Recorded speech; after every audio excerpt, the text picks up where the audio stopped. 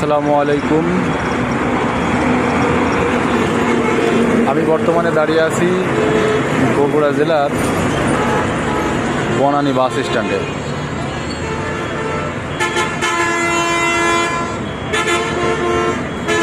অনেক বড় লাইন আপনারা দেখতে পাচ্ছেন, এগুলো সব জ্যাম হয়েছে। ঢাকা অভিমুখী যত বাস ট্রাক আছে সবগুলো জ্যাম হয়েছে। ঈদ পরবর্তী সময় অনেকেই বাড়িতে ছিল, অনেকের পরিবার ছিল,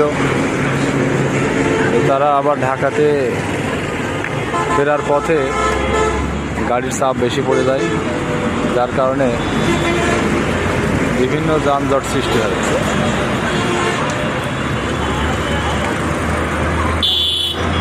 একটু আগে দেখলাম হানিফের একটা বাস উল্টা রাস্তায় গমন করলো।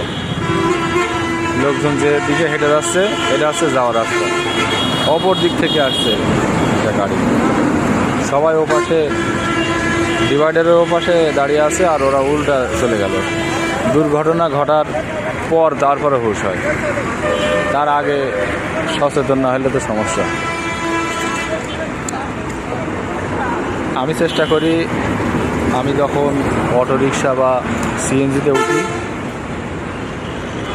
উল্টা রাস্তায় যাতে গমন না করে সে বিষয়ে আমি সতর্ক করে দিই যে সময়ের চেয়ে অর্থের চেয়ে জীবনের মূল্য অনেক বেশি।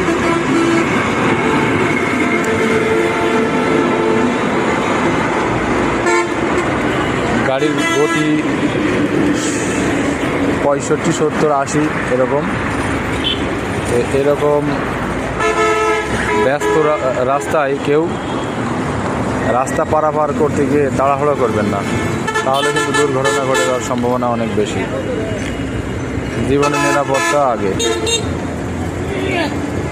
সুস্থ থাকুন, সবার নেখাত কামনা করি। আসসালামু আলাইকুম।